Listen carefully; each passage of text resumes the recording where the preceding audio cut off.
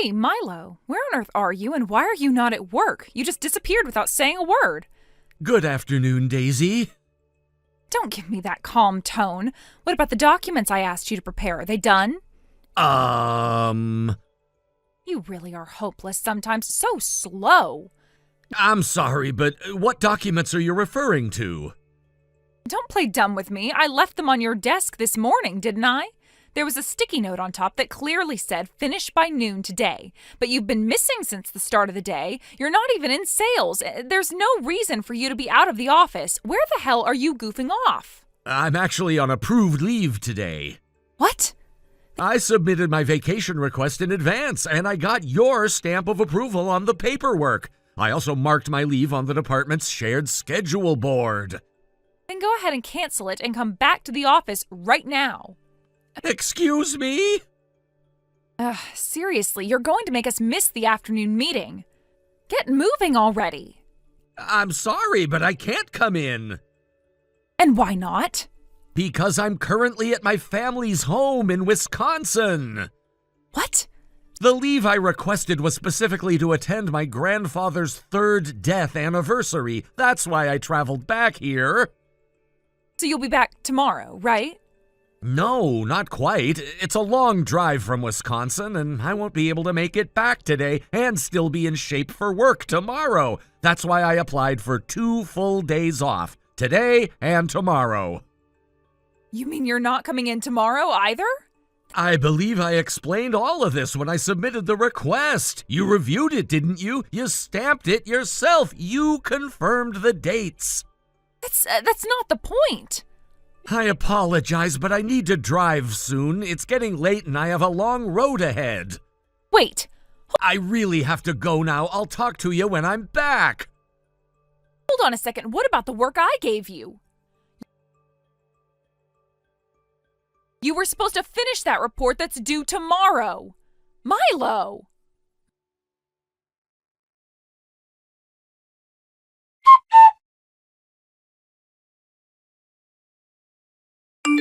Milo, do you have a minute?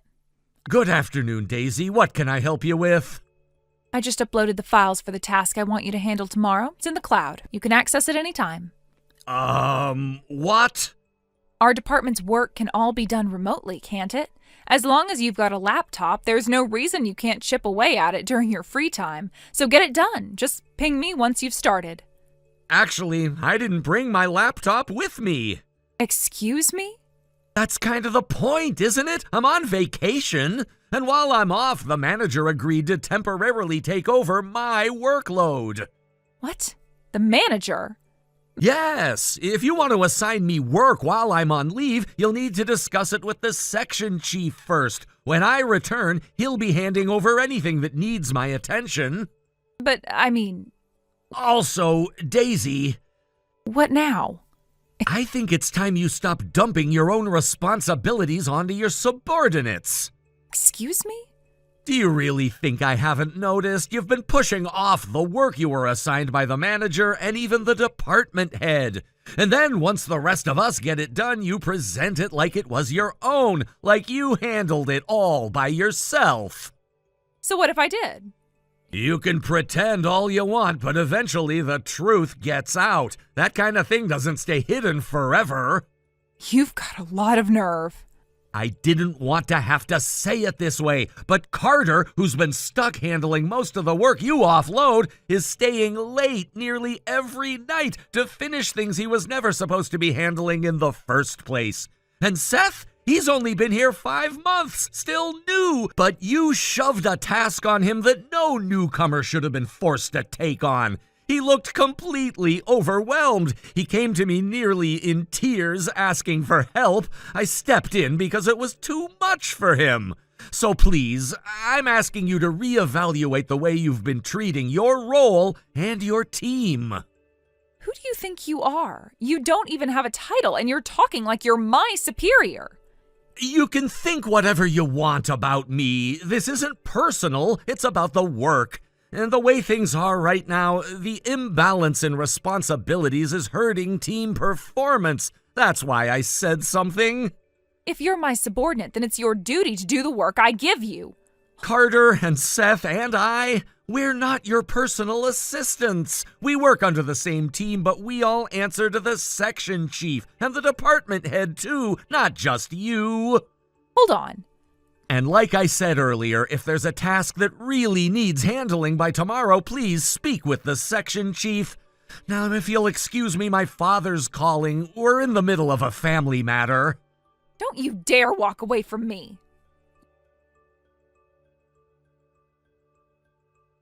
You think you can just defy your superior like that? Milo!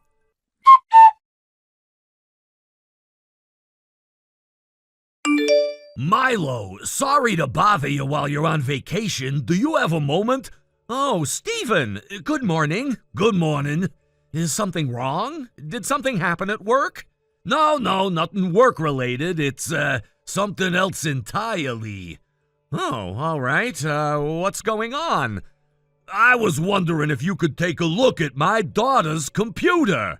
Ah, do you mean the custom PC I helped you build a while back? That's the one. She's been using it more heavily lately. Apparently, she installed a drawing program and a video editing app. But ever since then, she says the computer's been running really slow. It's getting frustrating for her. Ah, I see.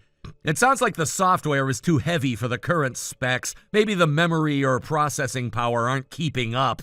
Yeah, that's what I figured. Do you think there's anything you can do? Maybe some upgrades or tweaks? Well, I can't say anything definite without checking it out properly, but it doesn't sound like anything too serious. I'm fairly confident we can get it running better.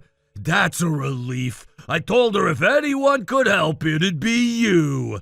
I'll do my best. When would you like me to take a look? Is it all right if I bring it to the office tomorrow? I'll have her pack it up and I'll drop it off before lunch. Yes, that works perfectly. I'll be back at work the day after tomorrow, but I can swing by and pick it up if needed, or check it on my off hours if you're in a rush. No, there's no major rush. She's just frustrated because she's been really into her digital art and was trying out some editing for a school project. She got all excited and then hit a wall when everything started lagging. I hate seeing her discouraged. That's understandable. Sometimes these creative tools demand a lot from the system, especially the newer versions. But I'll take a look and see if we can either optimize what she has or maybe recommend a reasonable upgrade. You're a lifesaver. I appreciate it, Milo. Of course. Happy to help. It's kind of funny, you know. You built that thing from scratch and it's held up great so far, but leave it to kids to push it to its limits within a year. Yeah, that sounds about right. They get curious, start creating, and next thing you know, they're rendering full-blown videos on mid-tier hardware. Exactly. And of course, she didn't tell me any of this until it was borderline unusable. Classic. I'll take care of it. Just have her back up anything important, just in case. Will do. I'll tell her to copy anything essential to her cloud drive before I bring it in. Great. I'll message you once I've taken a look under the hood. Thanks again, Milo, and sorry again for bugging you during your time off. No worries at all. It's a nice change of pace from the usual work stuff. I owe you one. You've helped me plenty. Happy to return the favor. All right then, see you tomorrow. See ya.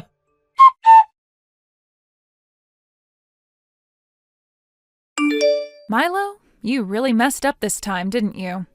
Good morning, Daisy. What exactly did I mess up? I just got to the office a few minutes ago, and I was shocked, let me tell you.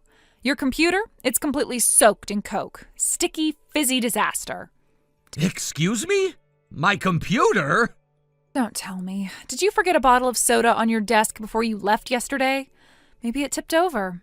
I don't know what happened, but that machine, never seen it before, mind you, looks expensive. But since it's here at the office, I figured it must be company property, right? That's when I thought, oh no, maybe it's got all the meeting data saved on it, and now it's totally fried. How do you plan to explain that, huh? What a mess. Honestly, wow, you really did it this time. Just to clarify, are you talking about a silver and black desktop computer? Yeah, that's the one. big thing sitting right there in the middle of your desk, or what's left of it. Right. That's not my computer. What? And for the record, I had it carefully wrapped in protective plastic to make sure no one tampered with it or spilled anything on it. So unless someone deliberately unwrapped it... Wait, hold on. Also, may I ask, why are you at the office today? Huh? Because I came to work. Why else? Daisy, starting today, the entire company is on remote work. That includes our department. It was in the announcement last week. It starts today? Yes. Only a few folks from the coding sales team are scheduled to drop by later this afternoon, and the president himself said he'd be swinging by briefly. I thought that was from tomorrow. Nope, starting today. Also, everyone in our department is issued laptops, not desktops, so that machine on the desk isn't company issued. And considering it was clearly wrapped in protective covering, didn't it occur to you that maybe, just maybe, it wasn't yours to mess with? Well, I mean, it was sitting on your desk, so...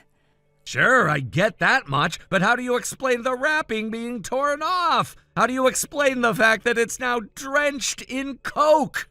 I mean, it was just already soaked when I saw it. Before you go any further, let me clarify something. That computer belongs to someone else, and I left it there on purpose. Wait, what? Whose is it? It's the president's daughter's computer. What? Yes, she's been using a custom PC that I built for her a while back. The president asked me to upgrade the memory this week. I finished the upgrade yesterday, but since he was out of the office all day and I'd be working remotely starting today, I left it on my desk so he could pick it up when he stops by. Wait. Why the hell is the president's daughter's PC sitting on your desk? Because he asked me to build it. It's a custom rig. I'm pretty good with hardware, and this isn't the first time I've helped out. I wrapped it carefully after I finished the work so nothing would happen to it. The president and I agreed that he'd collect it himself this morning. I never even saw it during working hours yesterday. That's because I kept it locked in my storage locker. I only brought it out and placed it on my desk right before I left. You probably didn't see it because you clocked out the moment the end of day chime rang. But several of our co-workers stayed late. They saw me bring the PC out and even came over to ask about it. I told them whose it was. Wait, so I'm the only one who didn't know? Yes, apparently so. Are you saying you think it was me who spilled the Coke? Yes. Excuse me? That's ridiculous. For all you know, someone else could have come in last night. An intruder. Ever consider that? Sure, except that the president himself already checked the security camera footage. What? The president? Yes! While we've been having this little chat, I got in touch with him, told him what happened. He was already commuting to the office, so he pulled the security footage remotely. And... According to him, there's clear footage showing you, Daisy, walking straight up to my desk, ripping off the wrapping from the computer, and pouring a bottle of Coke right on top of it. That's absurd. That can't be true. I'm afraid it is. And you know the president, he's extremely protective of his daughter. So, what now? Well, judging by the time, I'd say he'll be arriving any minute now. You might want to prepare yourself.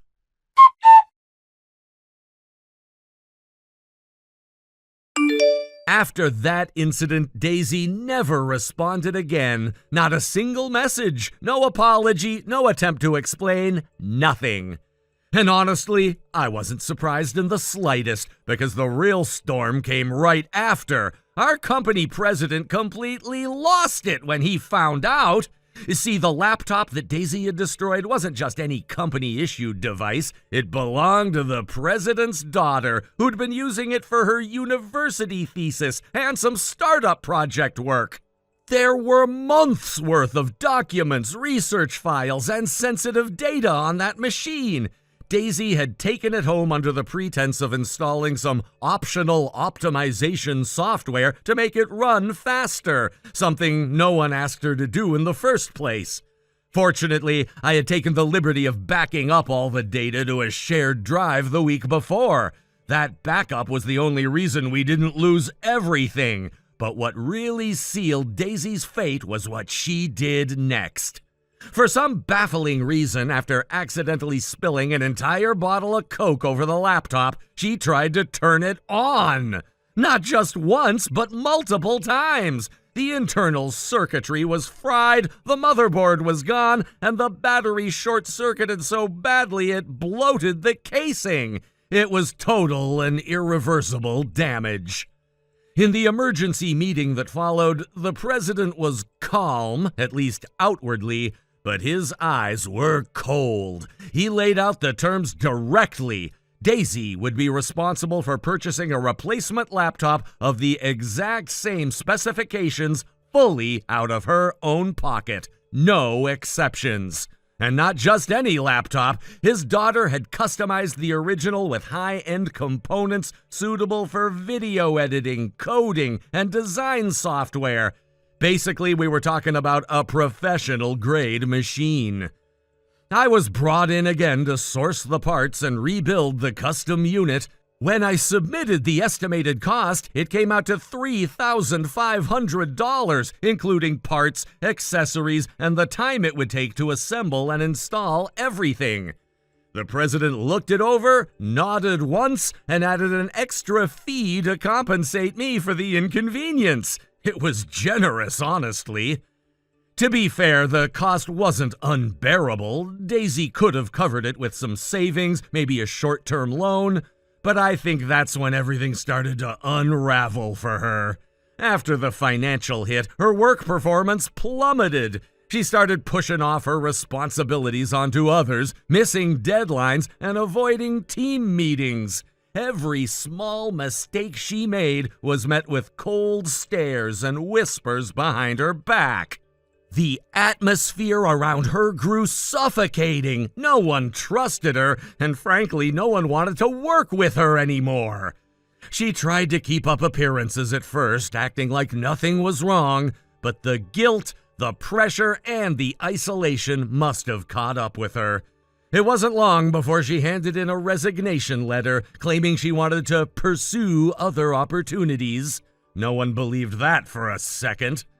And just like that, she was gone, packed up her desk on a Friday evening and slipped out without a word.